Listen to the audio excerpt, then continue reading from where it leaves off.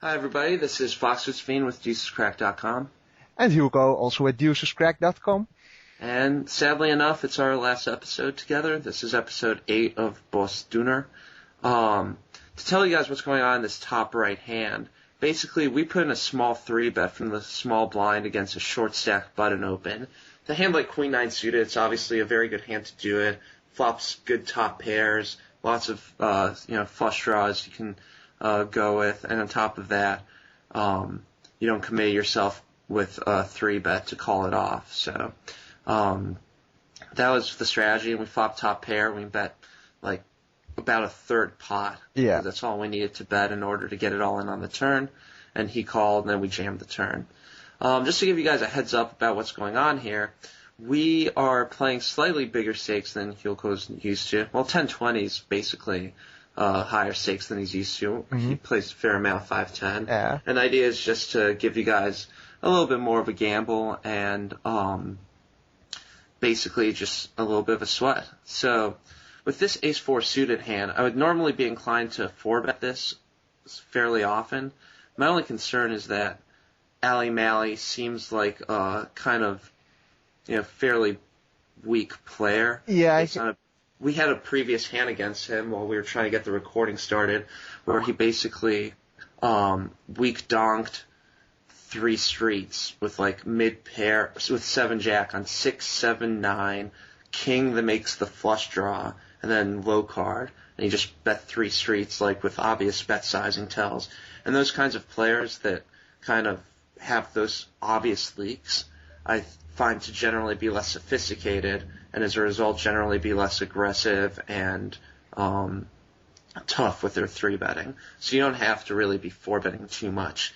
In general, though, I think that knowing your opponent really matters, because having that ace blocker makes it a good 4-bet bluff spot if it is possible for there to be a good 4-bet bluff spot, meaning that a lot of opponents will see a UTG raise, and they'll just kind of like mindlessly go on the next game figuring that that range is too strong, don't mess around with it, and they'll just go on to the multi-tabling. Whereas some players will see that as like a really good re-steal spot because you represent such strength by 3-betting, since it doesn't make too much sense to do with too wide of a value holding.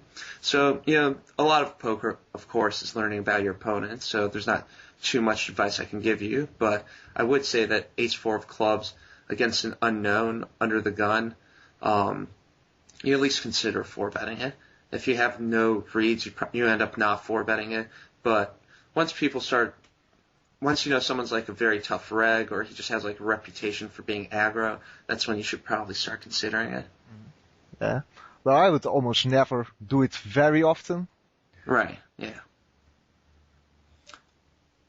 Yeah, I mean, if you do it very often, it's obviously a leak, but,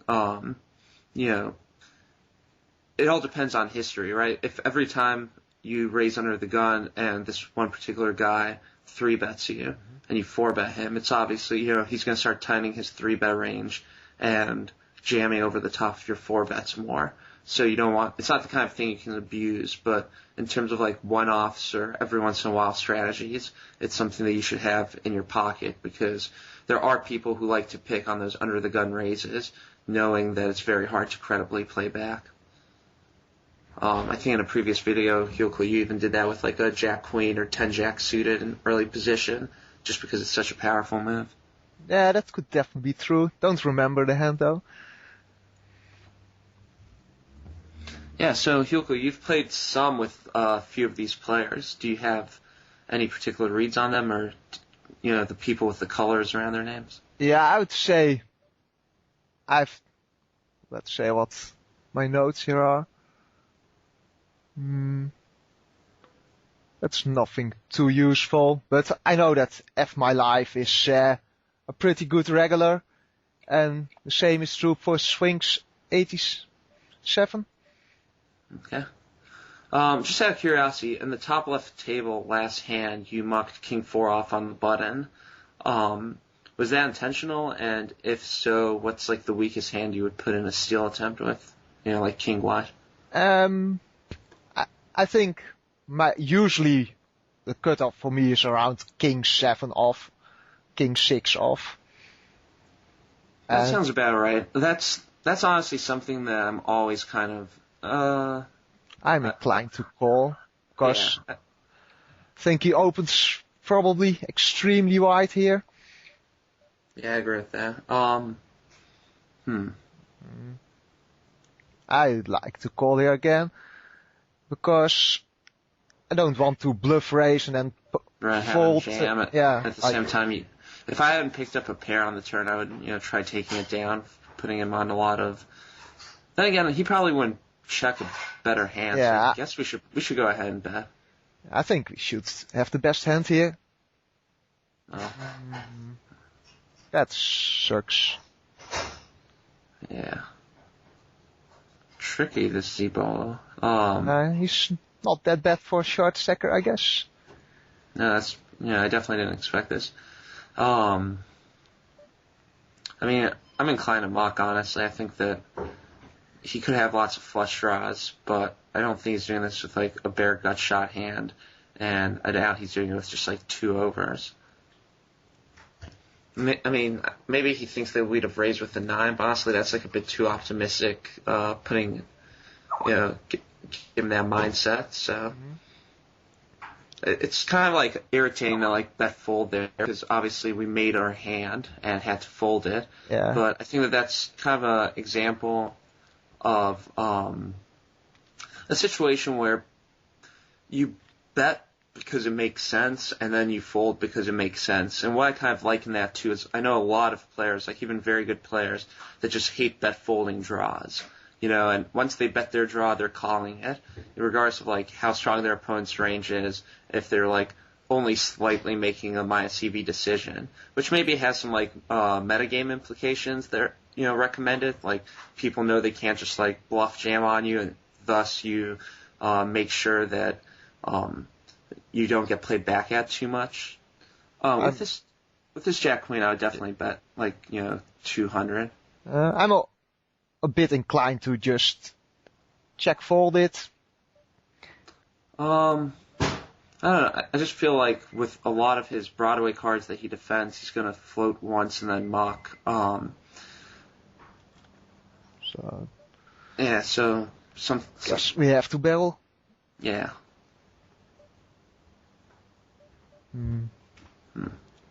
Don't think I can bluff this card. I mean, if we had spades, we would play it this way, but we don't have enough like 5x hands in our range, and he could very easily make a hero call. So yeah, I think he would not expect us to value bet overpairs here that often. Right. Wonder what he has here, but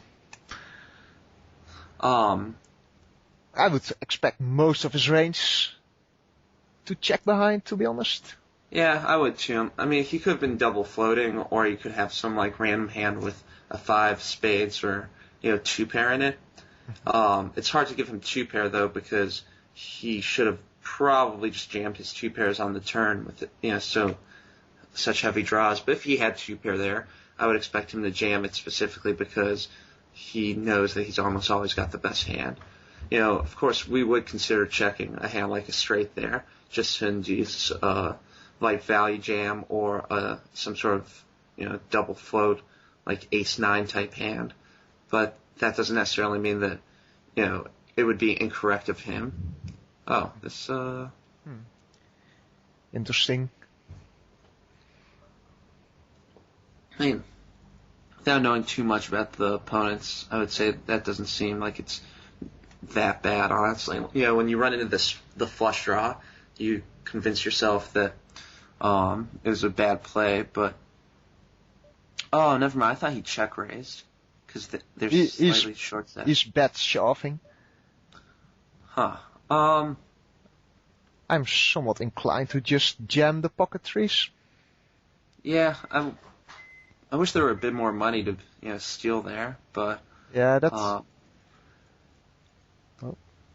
But yeah, I don't mind it. I mean, this is one of those like it sure does seem like he's playing pretty active. We don't know much about him, but and I don't think he's like after we do this, he probably is going to adjust his 3-betting range to include more like medium value hands because it's usually pretty obvious that what we have here. But if he's just 3-betting crap, nothing that he can do about it.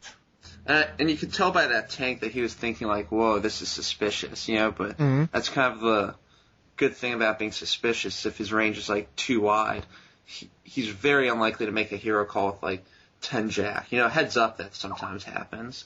Obviously, the ace king is a jam, the 5s is a fold. But that's something I would definitely, if not like literally make a note of, just like at least take a note of for purposes of having a read on F My Life. That basically he's pretty tough. He's capable of that cold 4-bet bluff. Yeah, that's already something I knew. All right, well, I did not. So yeah, like when I say that someone is a good regular, that's basically what I would assume.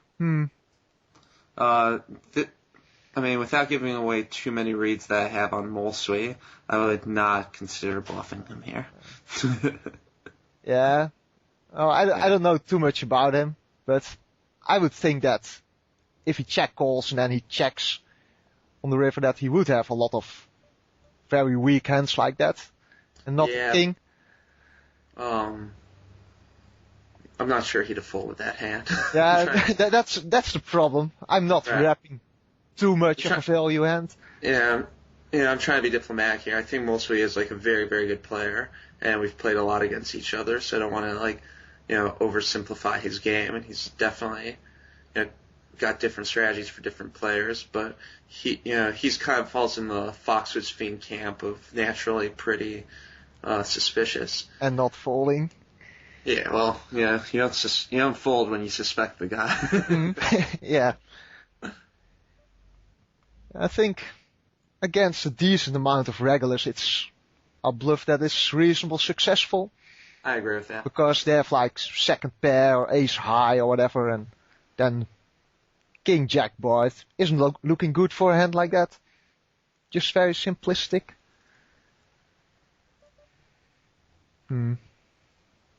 Just going to fold our third pair.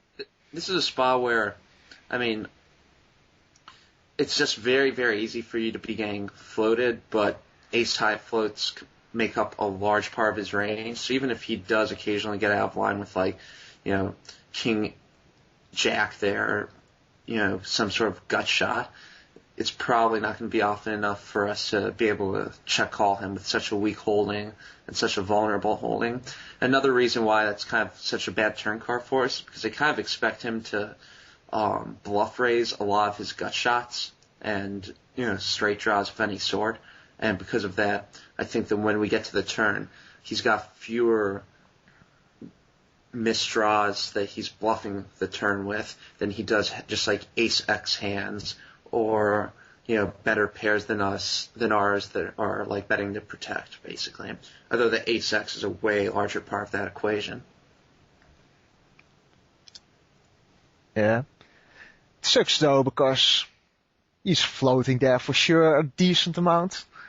Yeah, I do agree that he's floating. But on that board, I don't know, like, I think that I'm somewhat in the minority insofar as I prefer to, like, flat my gut shots and straight draws in that situation and then try to outplay them on later streets. But people, I find, tend to raise, especially their, like, weaker gut shots, like their 7 jacks, if that's, it was like a 9-10. Yeah, they're like 7 jacks type hands, whereas they might flat a hand like king jack that has like a little bit of showdown value, a lot of room to improve, etc., etc. So yeah, I do agree that he's floating a lot, but that ace just is so bad for our hand relative. Totally agree.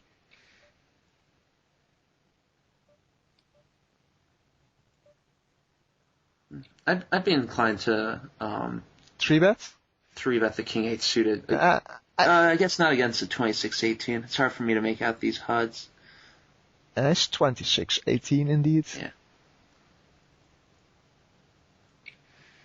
I think that if you go bit further down on the king X suited, it becomes like clearly 3-bet or fold. You know, like king 6 suited, I just can't see myself playing in position with that lead. I hate myself for betting here. Was considering bet check behind, but then figured probably best hand. He can call with worse, but... Yeah, I mean, this is weird, but unless you want to, like, hero call him down because he's got a draw, you know, it seems like a mock. I actually don't mind that bet at all. I think that it's very, very unlikely for somebody to go for a check raise there with basically air. So I don't think that if we bet and get check raised, we've lost any more money than if we had, like, you know, check back call at the turn, pretty much. It does open up the possibility of having gotten outplayed, obviously, but that's not big enough concern relative to A, extracting some value from the worst hands. They're check calling, you know, like pot control, you know, like 7/8, 8/9s, pocket 7s, and B, just protecting your hand, because any card like 9 through ace with the king accepted, you either pick up the loser or it becomes very hard for you to win if he decides, like, you know, to take a stab at it or two. So, I mean, you know, just clean up the hand, and who cares if you get check raise, right? Like, if we thought that we were going to make really big mistakes by opening ourselves up to a check raise, like a suspicious call and another call, and then he checks with, like, 10s, and we're like, you know, oh, we got owned. But that's not really that big of a concern. I think just protecting your equity, taking it down, cleaning up the hands. Yeah, I would agree. I think, though, that it would be pretty good for him to check raise with air there. If you play a hand like this by bet folding, because we have mostly air, and then it is definitely one of the stronger parts of our range. So our bet folding range there would be huge against this check raise range. Yeah, on that particular board, I'm not sure how many air balls we're going to be firing, you know, let alone have in the first place. Yeah. Like, I guess our gut shots we'd bet, but I think I would just, like, check back king X there, or some hand where, like, if he's got a queen or ace high is not in good shape. All right, so I don't know what you like. I like checking here to balance having kings. Yeah, I like that too, actually. Especially this is kind of the safest board ever to do this with, because obviously there's, like, no straight draws, no gut shots other, you know, than that one Broadway gut shot. Yes, something small like 200 to balance for your bluffs also. But the idea here being that if you're not going to go for 3 streets with a hand like ace-7, which you're probably not, it's a very definitely good. Not. Yeah, I mean, yeah, the turn could come to 7. But if you're not going to be going for 3 streets, then it's very important to induce or, like, create some sort of pot control at some point in the hand. And obviously earlier in the hand is better, because you don't want to, like, bet, and then check because you realize the pot's gotten too big and open yourself up to getting bluffed or outplayed. So, yeah, I mean, I would say that probably ace-jack, 3 streets almost every time. And, like, your ace-9s, ace-8s, ace-7s, you mix it up some, you know, in terms of on the flop, whether or not to check. But since those hands are not generally going to be going 3 streets on that board, I think it's totally fine, obviously, to check the flop and balance. That's weird. I'm going to call here, but I'm a bit worried about the overcaller here. Yeah, if you were offsuit, I would say ditch it. But yeah. Suited, it just has way too much equity in a multi-way pot.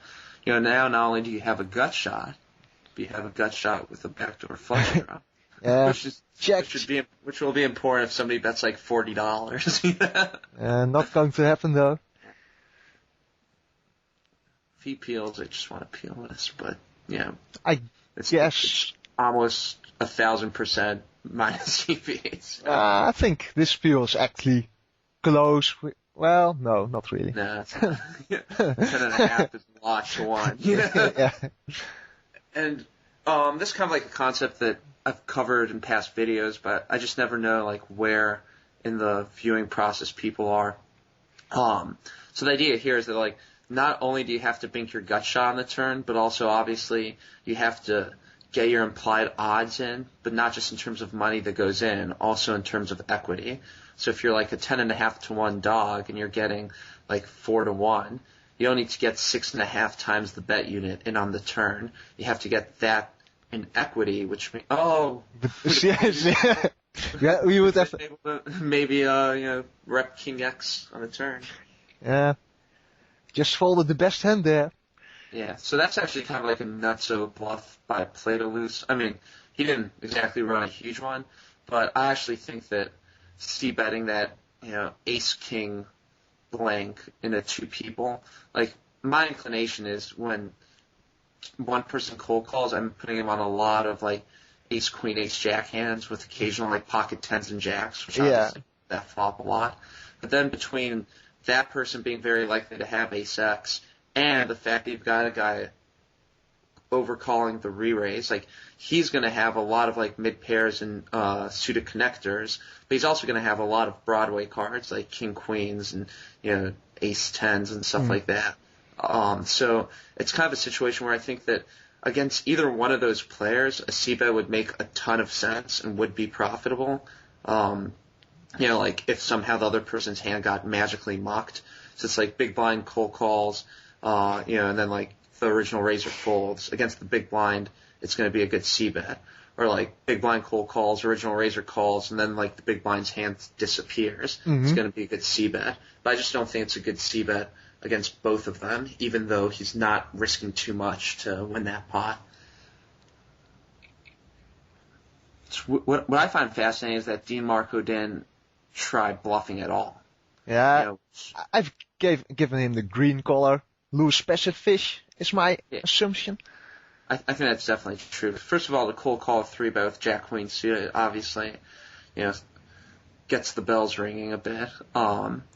But to not try bluffing there at any point in time, like, it's very, very, very easy to rep King X, like King Queen, King Jack there, and it's very hard to rep bluffs. So normally when your hand could have like a lot of monsters and not too much air, you want to start bluffing. Hated that we had ace king this time and yeah, no. I mean, if there's a good hand to do it with, it's that hand.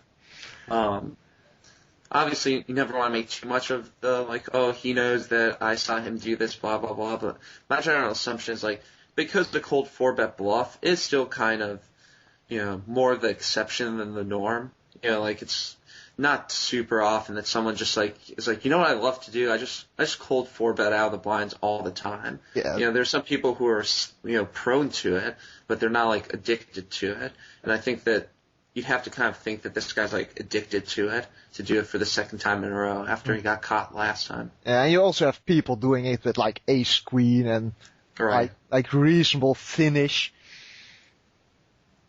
Yeah, because like how else are you going to play ace queen? Call, let the other guy into the pot, have no idea what's going on in the hand, and probably muck the winner if you don't hit. Yeah, I think against a decent amount of regulars, the best way is often just to 4-bet fold, because you're not getting re-bluffed, and then you're always crushed against ace king and pocket tens and better or something like that. Right, but obviously a lot of that depends not just on them, but on their image or their perception of you, specifically because, I know that when I cold 4-bet ace queen against anyone who I've played against before, like the second that they jam, I just like snap call them, and that's probably because, I don't know that I use the cold 4-bet move too much, but I am sure that people know I use it more than most, right?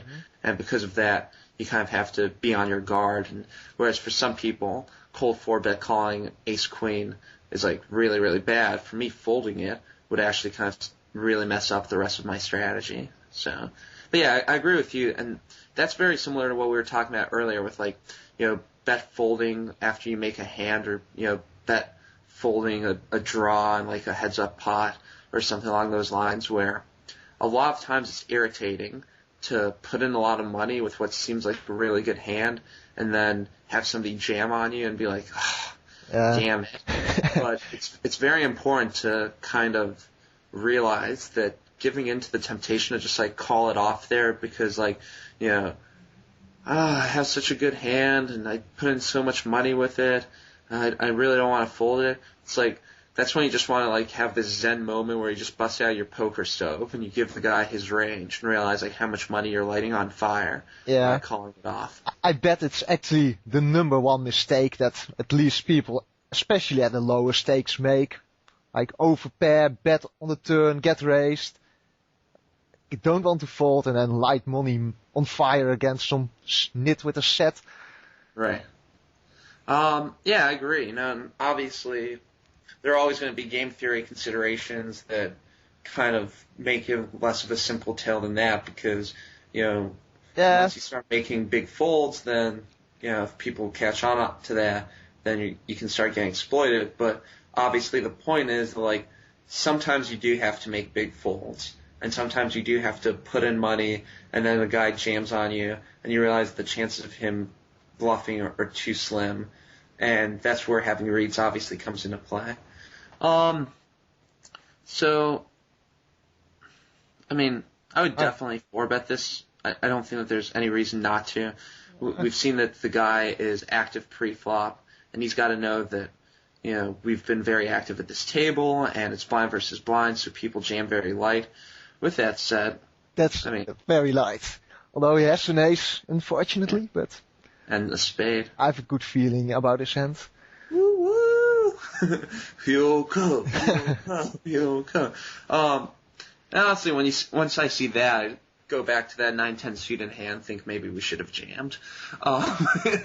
Yeah. So, the idea there is that, although obviously getting him to jam ace-deuce is really, really good, and in a very, immediate, obvious, it's fun to get in stacks and, scoop $2,000 pots, et cetera, there also is the concern for me that if I want to have a viable strategy of open raising fairly liberally from the small blind, and I want to combine that with not getting exploited too bad by 3-bets, I think that I'm going to have some range that I'm flatting against an aggressive regular, like, king queens, 10-jack suiteds, king jacks, a lot of those types of hands, where I don't think it makes sense to 4-bet call them because their high and cold equity against his range isn't good enough, but where they're just way too strong of hands to be mucking against such a wide range, even out of position.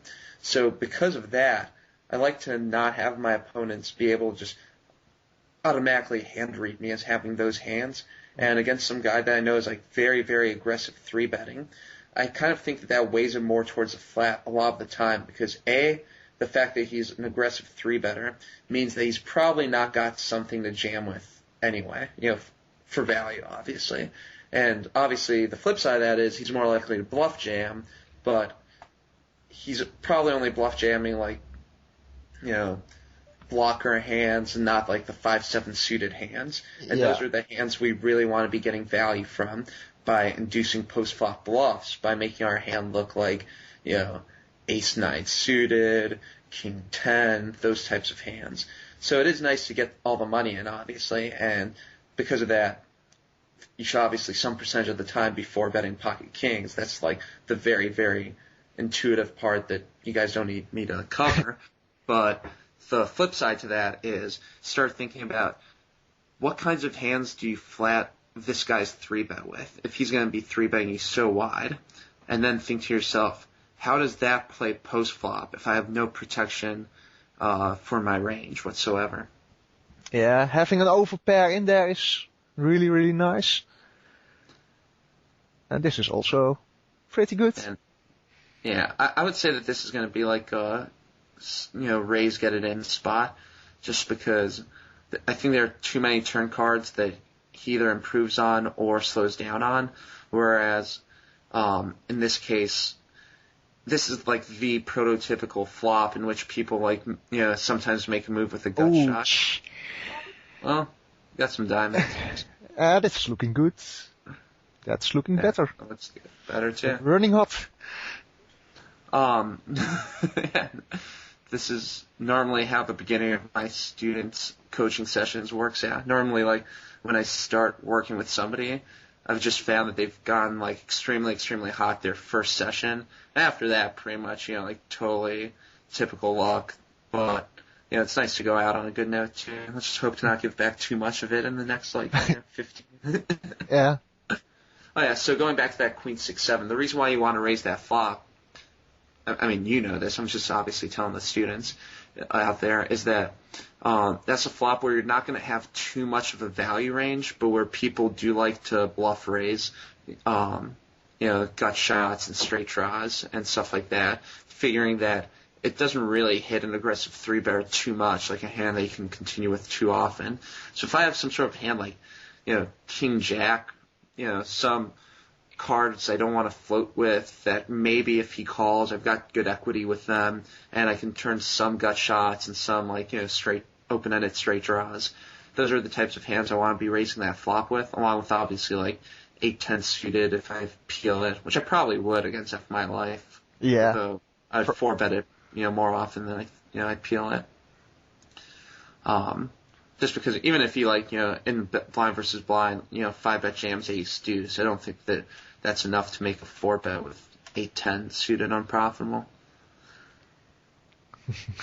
He's telling me that if I win once more, he's going to get a train to Groningen, my hometown.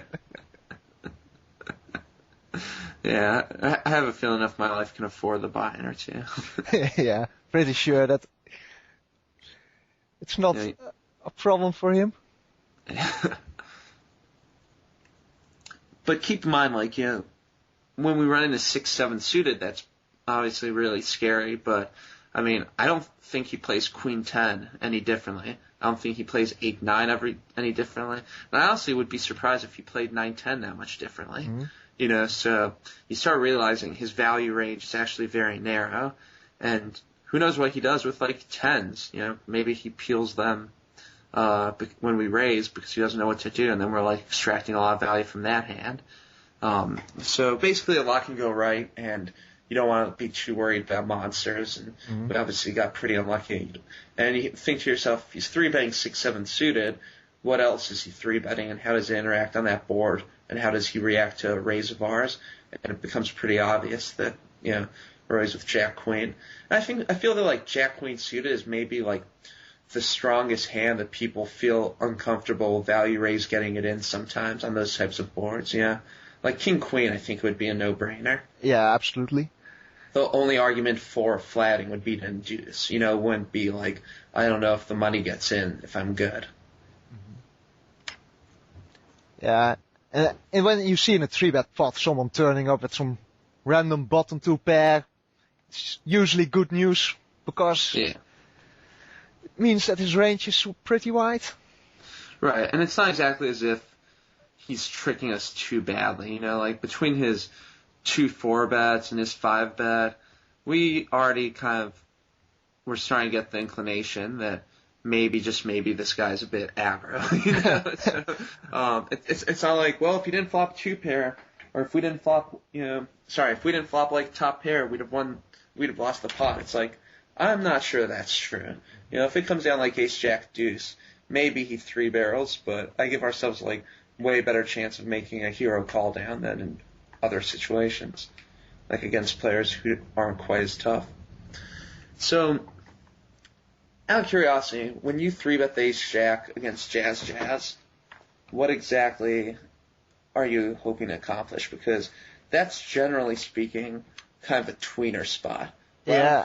Strongly either way. So far he's been pretty tight, but so I don't want to flat really since he seems to be tight, and then I don't think he's that tight that I should fold pre-flop and then I turn it in a bluff. Although I guess the timing here is totally wrong.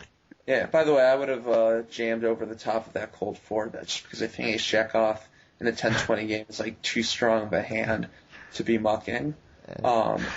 And I don't think that means I will muck would have folded. The fact that he folds the cold 5-bet obviously changes things, but that's a lot of dead money in there, and ace jack is pretty, it's one of them Sklansky group 1 or group 2 hands. It's kind of hard to get rid of those in very aggressive shorthanded games. So the game plan was to jam there. I actually used to coach Jazz, and because of that, I don't feel too comfortable really giving my reads on him and his overall strategy. Yeah. The one thing that I will say is that if we were to try delineating between different player types and trying to figure out what to do with Ace Jack on the button, I would say that the tighter they are, it is true that the more inclined you should be to 3-bet them, because flatting, your hand doesn't have as much advantage over their range in terms of crushing it and dominating it if you both flop something. Obviously, the flip side to that is they're more likely to have a hand when they open if they're tight. But even tight players don't just only play aces. So yeah. I think you're right that when some guys like playing tight but not nitty, you want to start 3-betting instead of flatting. But with that said, I still think it's a very marginal decision. My general inclination is to flat Ace Jack in these types of situations, although admittedly that could be due to the fact that I'm worried about 3-betting too much, and I have kind of a more polarized 3-betting range a lot of the times. But B, probably just the fact that I kind of taken my post-flop skill as a given, even in situations where maybe I'm overstating it. But that's kind of the thing where when you assume you have a post-flop edge that makes a play more of a call than a 3-bet, a lot of times you're going to be wrong, but a lot of times you're going to be right. The times you're right, it cancels out. I would 3-bet this 100% of the time against any button open. Yeah, me too, especially against a min raise. I don't want people min raising and then having to call with a super strong hand. Right, and not only do you not want to give up free cards, nor do you want to play the hand out of position without the betting lead, but most importantly, you want to be able to extract some value with what's a very, very high value hand against such a wide range. And if you don't start taking that kind of pre-flop equity and juicing it, then you're really playing into the button's hands.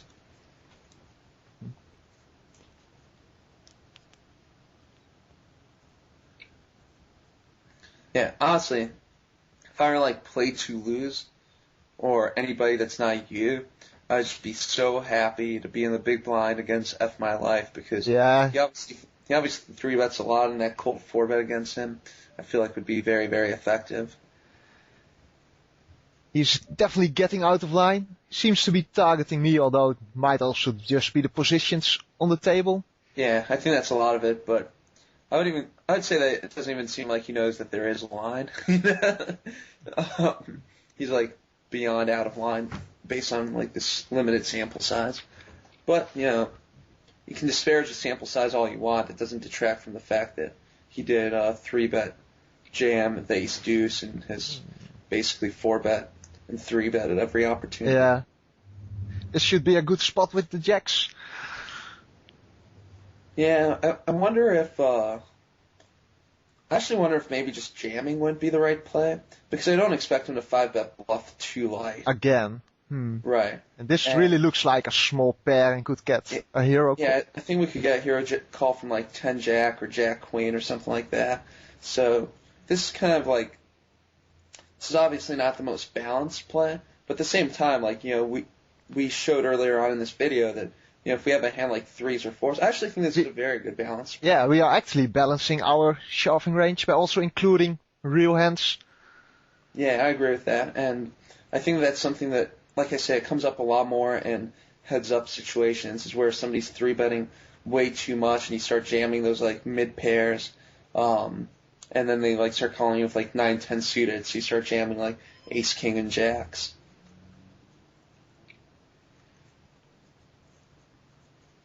Not totally sure how good it is, but he's an aggressive 3-better and I've got the best blocking hand possible. Yeah, I do agree with that. I think that times like this I wish that I've done coaching with this guy. If I remember right, I think we were supposed to do some coaching back in the day, and he had computer technical issues, so I have no reads. Apparently his range was weak enough. Yeah, the general rule of thumb is basically if you've seen a guy screen him around a lot, and you have ace-x and they're 3-betting you. Yeah, his 3-bet percentage is 10.9 overall so far, so. Yeah. I think I'll flat this one. Yeah, this is for those of you guys who are wondering the reasoning there. Bolo is basically just a bit too deep for us to consider jamming. Like if we were 20 big blinds deep, I think without dead money in that we can trap and a lot of fold equity against like a cutoff range, it's probably around like, at the tightest 20, but most likely more than that percent. We should probably just 3-bet, and then if he jams, get it in.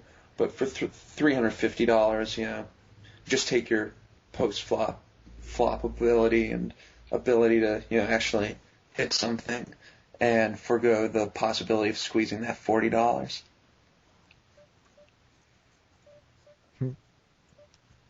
That's not really a good card for him to continue bluffing on. No, I mean, yeah, I was going to say, like, I would very, very, very reluctantly, like, check call and then check fold the river. The reasoning just being that he's going to have enough flush draws that he barrels with that you kind of have to call the turn. But then on the river, like, he's going to know what's up and you're going to know what's up. And his bluff was kind of going to be a leveling game of like, you have to know this is a bad board for me to bluff as he like pushes all in. Yeah. I just don't think that like short stacks generally play those leveling games, nor do like even most opponents. Yeah, especially since a short stack, like, it's not for a huge amount of money. People are not going to make too much of a hero fold against a shorty. I think a board like this is often pretty good to continue barreling on. Yeah, I agree. I mean, like, it sucks that we have no equity, but we have equity against ace high. Yeah. I kind of expect him to 3-bet off his like, good pairs. So it's actually not at all a bad board to barrel on. Ooh. I think I should bet here. He's not going to have ace high calling twice that often. Yeah. And it's a really impossible call with a pocket pair, I'd say. Oh no, I mean, I've seen in these spots with quads on the board, like the few times they've come up, I've seen a couple like hero calls that kind of would surprise you. And I think you have to barrel there just because you could have like 6s, 7s, 8s, 9s, all of which probably fold. But on the other hand, like, what we're repping is basically like aces, kings, or some sort of like ace king hand set to fire the turn. Well, I would have a decent amount of ace highs that barrel. Like, I would check behind some ace highs as well, I guess, but yeah, I'm not sure how much he's going to give us credit for barreling an ace on that turn, though. Mm-hmm. Yeah, I mean, I think c-betting it is obviously like completely standard and normal, but a lot of people once they get called on that board, you could probably like consider value betting the turn with like ace queen or ace king, because a lot of people aren't going to be showing up with pocket pairs too often from the small blind after they flat and open. So a lot of their peels are going to be like, ace 9 suited, ace 8 suited type hands, ace jack, ace queen. So if you have ace queen or ace king, I actually do think you can bet the turn, kind of knowing that you have a lot of equity when called if you're behind, and you're crushing the guy if he's got, worse ace X. Mm-hmm.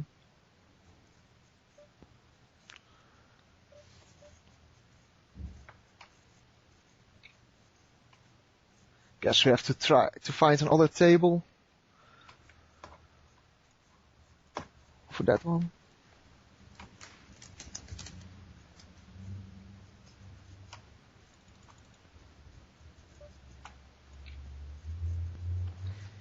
I actually think we should probably call it quits in about 5 minutes. Mm-hmm.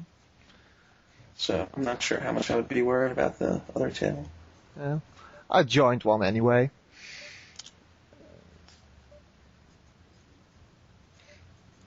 And this queen 3-3, would you donk out with like air ever? Probably not.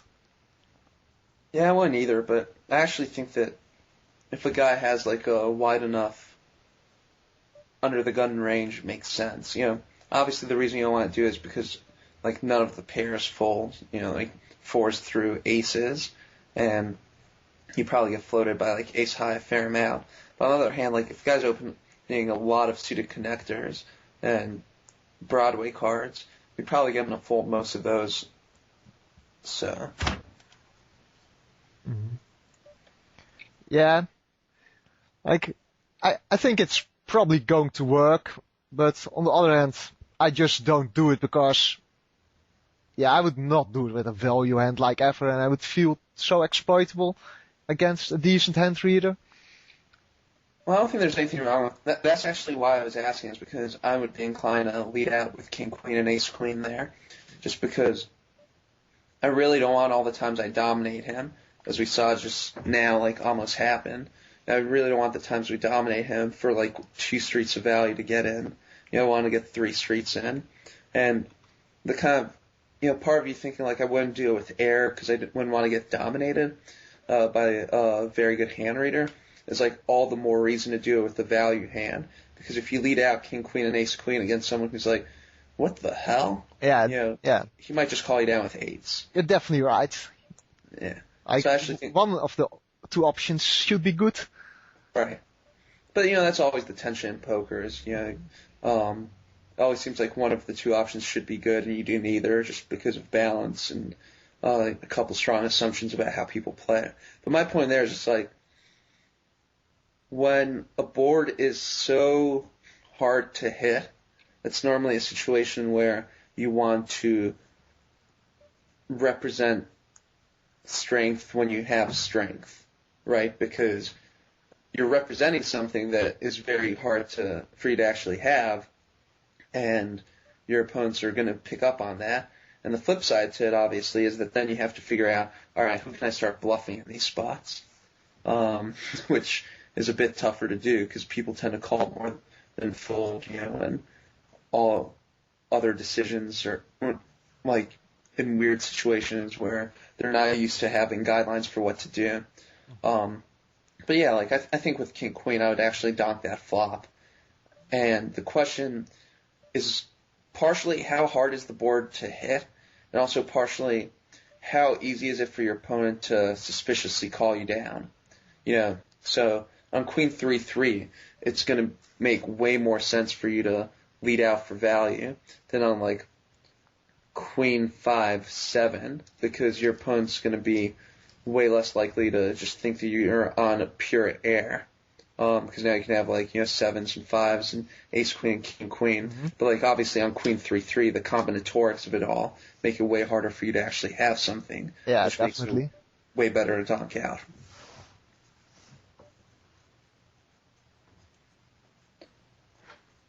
Like generally, I only donk out on boards where like I can have lots of draws, and I do that with my draws and my like marginal and strong 1 pair hands, and sometimes with my monsters.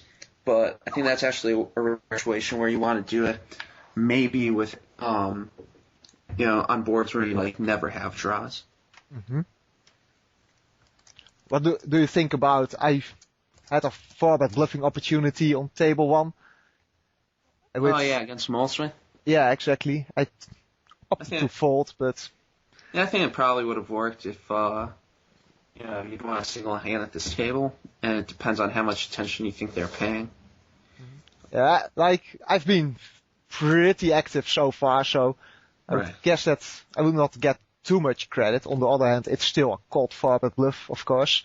Right. And it would be my first, but yeah, I mean, Molesworth's not exactly gonna scare into folding, but he's also aggro enough that you'd probably pick up a lot of folds there. I think we should play this King Jack suit in hand and then call it a day. Sounds good. All right. Hopefully it'll play itself and we won't have any tough decisions. No, hopefully it'll be hard and we'll have a learning opportunity. I'm always torn. Like I don't want to make mistakes.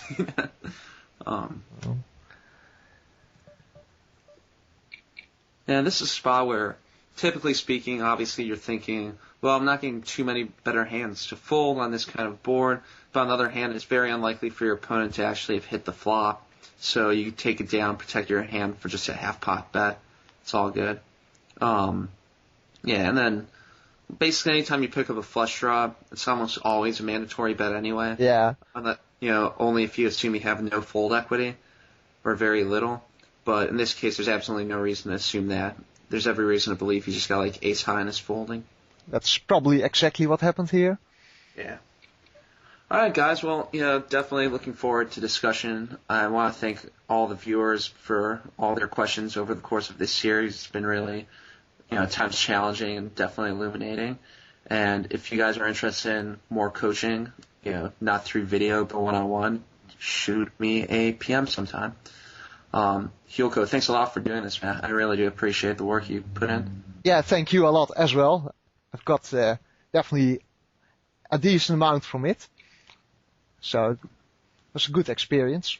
Glad to hear. So we'll be answering questions, and we're very happy to have done this series, although sad to be finishing it. So I'm going to sign off for DeucesCracked. This is Foxwoodsman. And Hielko. Bye, guys. Bye, guys.